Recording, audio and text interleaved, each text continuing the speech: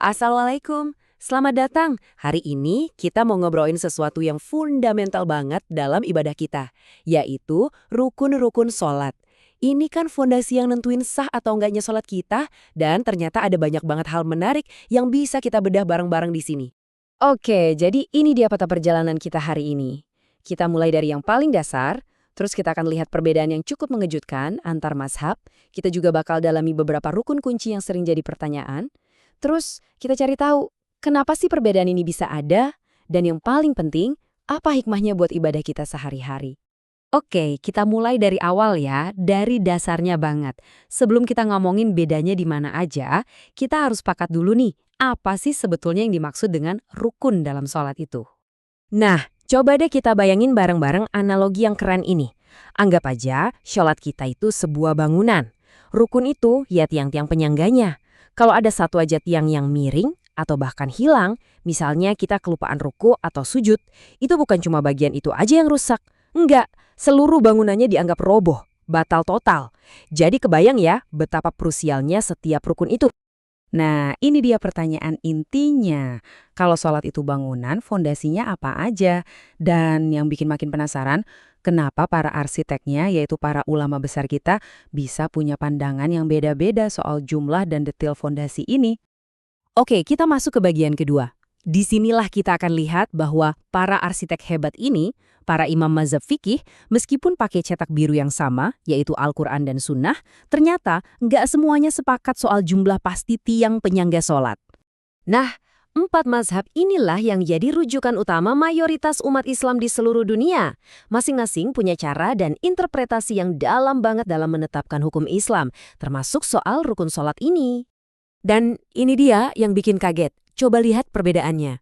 Mazhab Hanafi cuma menghitung ada 6 rukun. 6. Sementara mazhab Syafi'i bilang ada 13.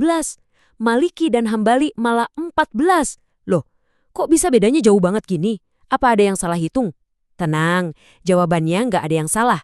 Justru disinilah letak kekayaan intelektualnya. Yuk kita lihat alasannya. Tabel ini nunjukin dengan jelas di mana bedanya. Coba perhatiin deh. Di mazhab Hanafi, i'tidal atau duduk di antara dua sujud itu nggak masuk hitungan rukun. Kenapa? Kuncinya di sini nih. Bagi mereka, yang namanya rukun itu harus perintah eksplisit di Al-Quran. Hal-hal lain yang sumbernya dari hadis kuat, kayak i'tidal, itu mereka masukkan ke kategori wajib. Nah, beda loh antara rukun dan wajib ini. Kalau lupa rukun, sholatnya batal. Kalau lupa wajib, sholatnya masih sah, tapi harus ditambal pakai sujud sahwi. Inilah salah satu alasan utama kenapa total jumlahnya bisa beda jauh.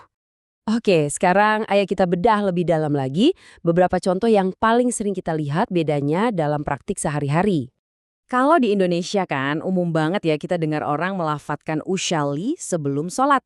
Nah, ini asalnya dari pandangan mazhab Syafi'i dan Hambali yang menganggapnya sunnah. Tujuannya apa? Buat bantu memantapkan niat yang ada di dalam hati. Tapi ada juga pandangan lain yang menganggapnya makruh atau kurang dianjurkan karena nggak ada contoh langsung dari Nabi. Dua-duanya punya argumen yang sama-sama kuat. Nah, ini poin kuncinya. Meskipun ada beda pendapat soal melafadzkannya, semua ulama itu 100% sepakat bahwa tempat niat yang sebenarnya itu ya di dalam hati. Apa yang diucapkan lidah itu cuma alat bantu, tapi yang dinilai Allah itu ya apa yang ada di hati kita. Ini juga pertanyaan yang sering banget muncul. Waktu kita sholat berjamaah, sebagai makmum, kita tetap harus baca Al-Fatihah juga nggak sih? Nah, di sini kita bisa lihat spektrum pendapatnya jelas banget. Mazhab Hanafi bilang, jangan. Malah bisa haram. Karena pegangannya ayat Al-Quran. Kalau dibacakan Al-Quran, dengarkan dan diamlah. Mazhab Maliki dan Hambali ada di tengah. Mereka bilang bacaan imam udah cukup. Sementara itu, mazhab Syafi'i, mazhab mayoritas di Indonesia, mewajibkan makmum tetap baca. Dasarnya hadis sahih. Tidak ada sholat bagi yang tidak membaca Al-Fatihah. Semuanya ini hasil dari interpretasi dalil yang sah. Pernah kepikiran nggak, kenapa ada imam yang baca bismillahnya keras, tapi ada juga yang nggak kedengeran sama sekali? Nah, jawabannya ada di pertanyaan fundamental ini. Nah, ini dia jawabannya. Bagi mazhab Syafi'i, bismillah itu ayat pertama Al-Fatihah, jadi wajib dibaca, bahkan dikeraskan. Mazhab Hanabila setuju itu ayat pertama, tapi mereka bacanya pelan. Di sisi lain, mazhab Hanafi dan Maliki punya pandangan beda. Mereka nggak menganggap bismillah itu bagian dari Al-Fatihah. Jadi semua praktik yang kita lihat di masjid-masjid itu akarnya ya dari perbedaan pendapat ulama yang sangat mendasar ini. Oke, setelah kita lihat apa aja perbedaannya, sekarang kita geser ke pertanyaan yang lebih penting. Kenapa sih perbedaan-perbedaan ini bisa ada dan diterima dalam Islam? Penting banget buat kita pahami, perbedaan ini itu bukan konflik, bukan juga tanda perpecahan. Ini adalah buah dari ijtihad. Apa itu ijtihad? Itu adalah usaha intelektual yang luar biasa dari para ulama dalam memahami sumber hukum kita, Al-Quran dan hadis.